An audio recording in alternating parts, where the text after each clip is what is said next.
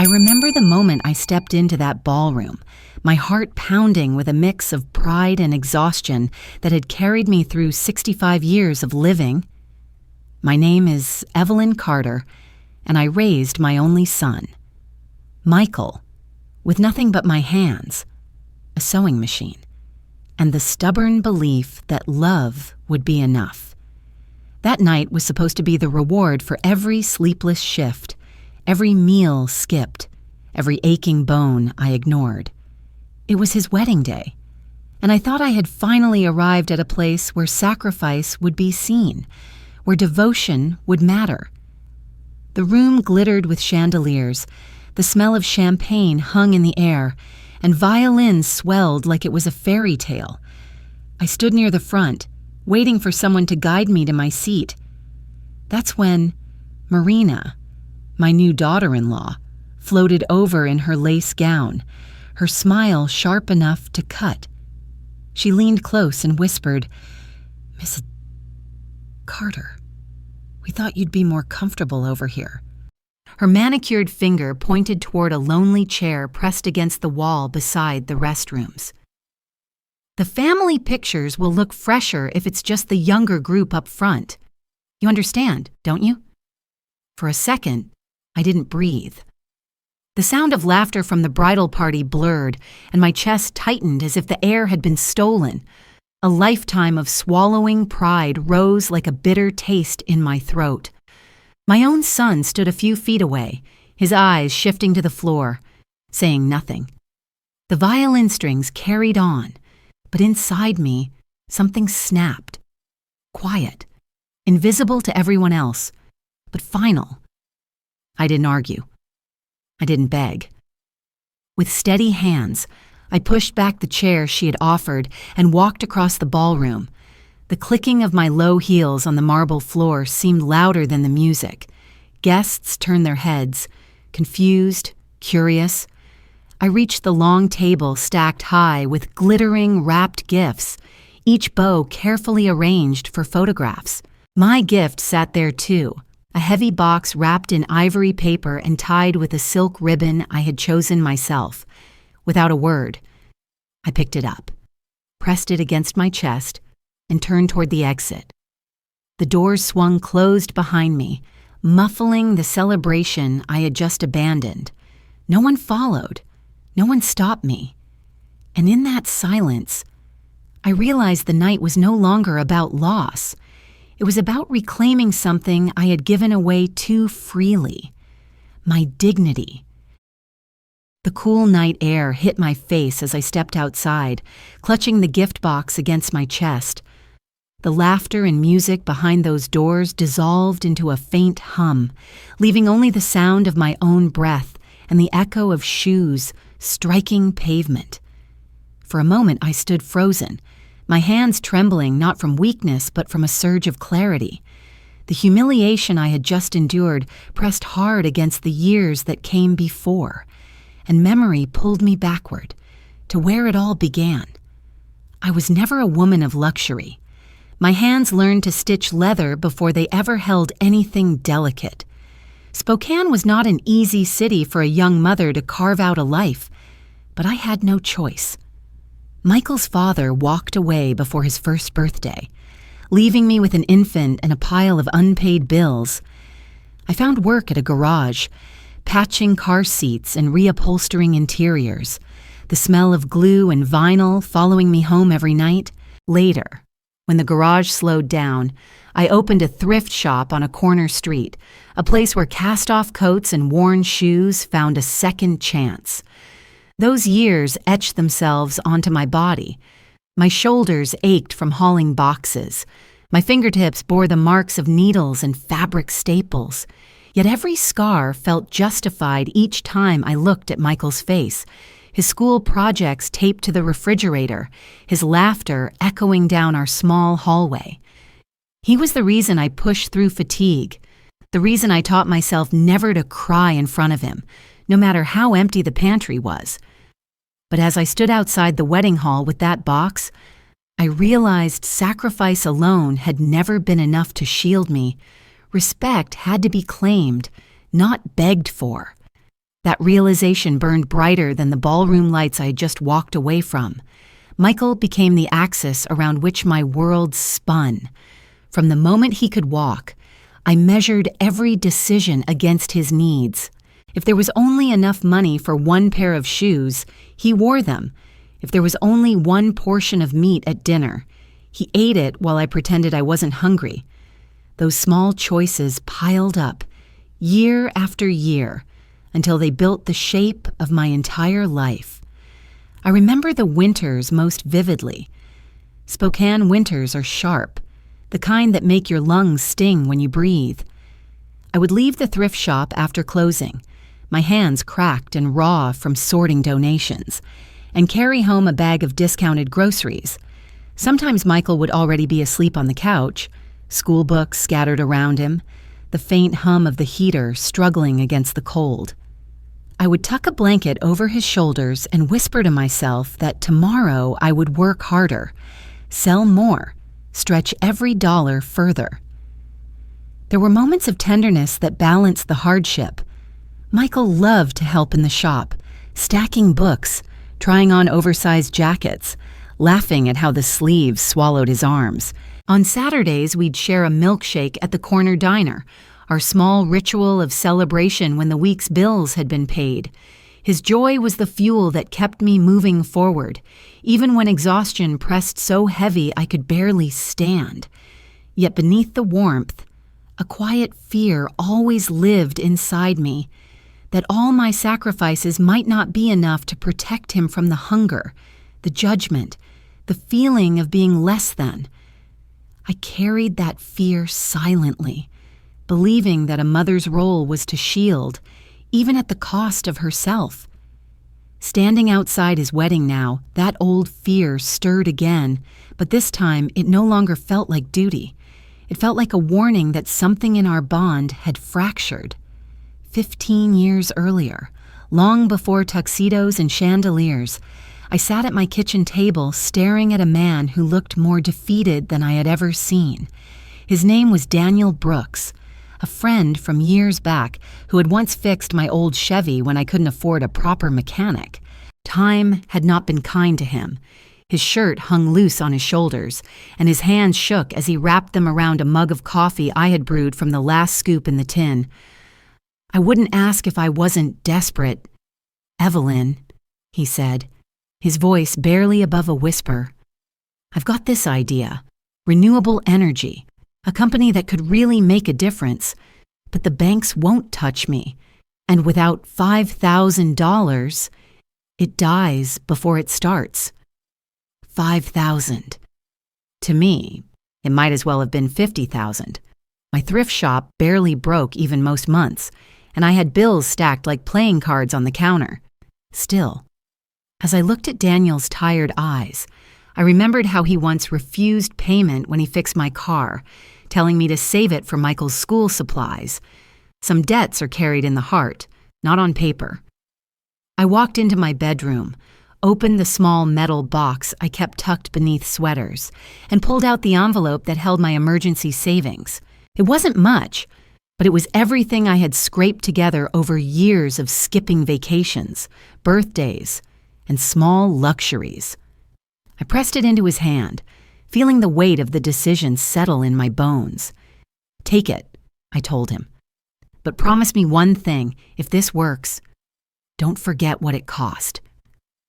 The rain drummed against the window that night as I lay awake, wondering if I had just thrown away the only safety net Michael and I had. I couldn't know then that the choice would come back to me in ways I could never imagine.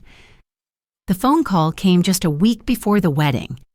I was sitting in the thrift shop, sorting through a box of donated coats, when the old landline on the counter rang. A man introduced himself as an attorney from Portland, his voice calm but heavy with finality. "I'm sorry to inform you," he said, "that Mr. Daniel Brooks passed away last month. You were listed in his will." For a moment I thought he had the wrong person. Why would Daniel, who had gone on to build the very company he once described at my kitchen table, include me in his final affairs? The attorney went on, explaining that Daniel had never forgotten my loan, nor the trust I had placed in him when no one else would. As a gesture of gratitude, he had left me 500 preferred shares in his company. I nearly dropped the phone. 500 shares? I repeated, hardly able to grasp the meaning. Yes, the attorney confirmed. And after multiple splits and the company's growth, the valuation is now substantial. At current market value, your holding is worth just over $10 million. The world tilted. My knees pressed hard against the stool, and I gripped the counter to keep steady. 10 million? The numbers seemed unreal, like a cruel joke. But then came the part that undid me. The attorney had also been asked to deliver a handwritten letter. When the envelope arrived the next day, I opened it slowly. Daniel's familiar scrawl filled the page. Evelyn, you once gave me freedom when you had none to spare. I can't repay the years you carried alone, but I can give you a choice. Use this gift to free yourself. Choose your own life now. I folded the letter against my chest and cried in the quiet shop, surrounded by shelves of secondhand goods. For the first time in decades, possibility felt heavier than burden.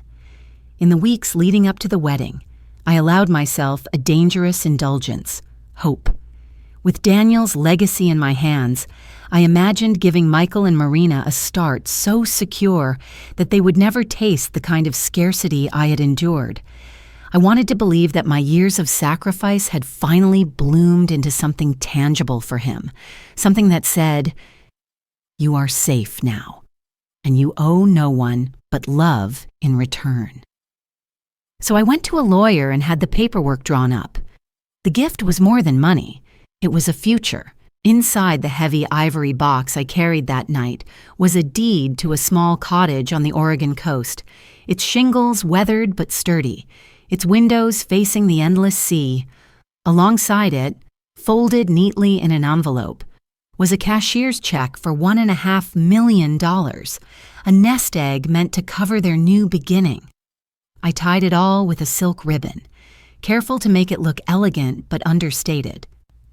As I wrapped the box, I thought about how Michael's eyes would shine when he saw it, how Marina might soften when she realized she had married into not just love, but security. I pictured myself, for once, not the woman in the shadows, but the mother whose gift spoke louder than years of worn hands and patched shoes, but standing there at the wedding, pointed toward a chair by the restroom wall. I felt the ribbon unravel in my mind. Every scrap of respect I had longed for was reduced to a decorative afterthought that night. When I lifted the box from the gift table and pressed it to my chest, I knew it no longer belonged to them. It belonged to me, to the part of me that refused to be erased. The morning after the wedding, the newlyweds hosted a small gathering in the hotel lounge to open gifts. The room smelled of coffee and sugared pastries, sunlight pouring through tall windows as laughter filled the space. Boxes were unwrapped, bows tossed aside, and polite thank yous exchanged. I sat quietly near the edge, my box resting on my lap, smaller than the rest. When Michael finally turned to me, there was a hesitation in his voice. "Mom, yours?" His hand lingered in the air, waiting. Marina leaned closer, her smile polite but strained, as if bracing for some inconvenience. I rose and carried the box to the center table. Unlike the bright packages around it, mine was plain, wrapped in brown paper with a simple string. I wanted no one distracted by shine.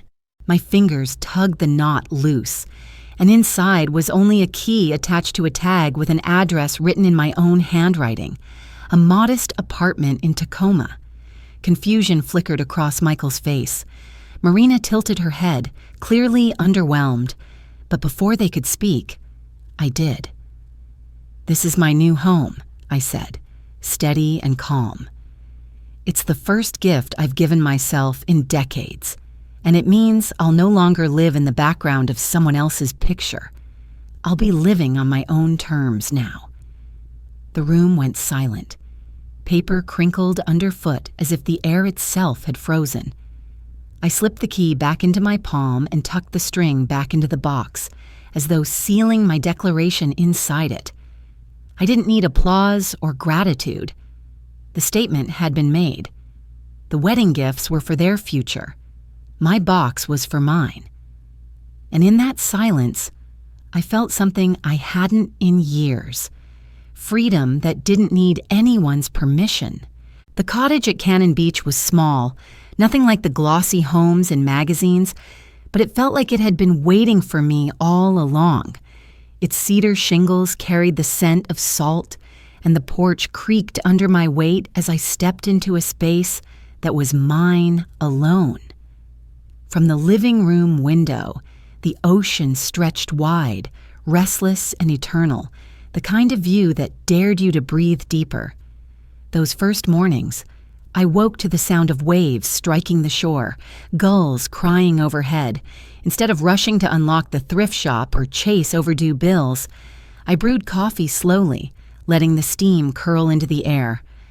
I carried the mug outside and stood barefoot on the porch, the cool wood grounding me as the tide rolled in and out. For the first time in decades, silence wasn't a reminder of loneliness. It was a balm. I filled my days with small rituals that stitched me back together. I planted wildflowers in the yard, their roots tangling with the seagrass. I walked the shoreline at dusk, collecting driftwood and shells like souvenirs from a new chapter. Neighbors waved as they passed, their dogs tugging at leashes, their smiles unburdened by old grudges. I found comfort in the ordinary rhythm of it all. Yet healing wasn't just about quiet beauty. It was also about reckoning. Each evening, as the sky turned shades of orange and violet, I thought about Michael, his silence at the wedding, his part in my humiliation. My love for him remained, but so did the raw ache. That tension sat inside me like the tide's pull, demanding that one day we face it together. For now, though, the ocean reminded me of something simple. I had survived, and survival had finally given way to living. It was late afternoon when I heard the knock. The sun had begun its slow descent, painting the ocean in bands of gold and copper. I opened the door to find Michael standing on the porch, his shoulders slumped, his tie loosened as if he had rushed straight from work. For a long moment, we just stared at each other, the sound of the waves filling the silence between us. "Mom," he finally said, his voice rough. "I should have stopped her. I should have spoken up." His eyes brimmed with something I hadn't seen in years. Shame. I stepped aside, letting him in. He sat at the small kitchen table, the same one where I had been writing letters I never sent. He folded his hands, fidgeting as though he were a boy again, waiting for discipline. "I don't know why I froze," he admitted. "I saw how she treated you, and I did nothing. I thought keeping the peace was love, but it wasn't. It was cowardice." His confession struck me, but I knew words alone weren't enough. I poured 2 mugs of tea and set one before him. "Michael," I said carefully, "love without respect is emptiness. If you want to repair what's broken between us, it won't be with apologies. It will be with actions." He nodded, eyes fixed on the table. "What do I need to do?" "You'll need to sit with a counselor," I told him. "Unpack why silence feels safer than truth. You'll need to build your own stability instead of leaning on others to clean the mess. And you'll need to show me, not just say, that you understand my worth." Michael swallowed hard, then whispered, "I'll do it." For the first time since the wedding, I believed he meant it. It was a gray morning when Marina appeared at my door. She stood there in a wool coat, her hands twisting the strap of her purse, eyes darting toward the sea as if searching for courage. I invited her in, the kettle already warm on the stove. She sat stiffly at the edge of the couch, her perfume faint but familiar from the wedding night. "I owe you an apology," she began, her voice hesitant. "I should never have spoken to you the way I did. I was trying to create an image, to make everything look perfect. And She stopped, pressing her lips together. "I disrespected you, and I regret it." I studied her face, searching for sincerity. She was young, still learning what it meant to carry more than her own reflection. "Regret is a start," I said, pouring tea into 2 cups. "But respect is not words. It's a practice." Her eyes lifted. "What do you mean?" "It means showing up differently," I replied. "If you want forgiveness, prove it through action. Volunteer where people's worth isn't measured by appearances. Speak kindly, even when no one is watching. And when you look at me or anyone older, see more than gray hair. See a life carried in these lines." She nodded slowly, tears catching in the corners of her eyes. "I can try." "Then that's all I'll ask for now," I said gently. "Because forgiveness isn't a gift I hand over once. It's a door that opens only when respect walks through first." We sat in silence, the ocean wind rattling the windows. Marina sipped her tea, and for the first time I saw not defiance, but humility. As I closed the door behind her later, I whispered to myself, respect is the doorway to freedom. And in that truth, I felt lighter than the tide itself. Thank you for watching. If you enjoy these family drama and revenge stories, please subscribe and join me for more every day.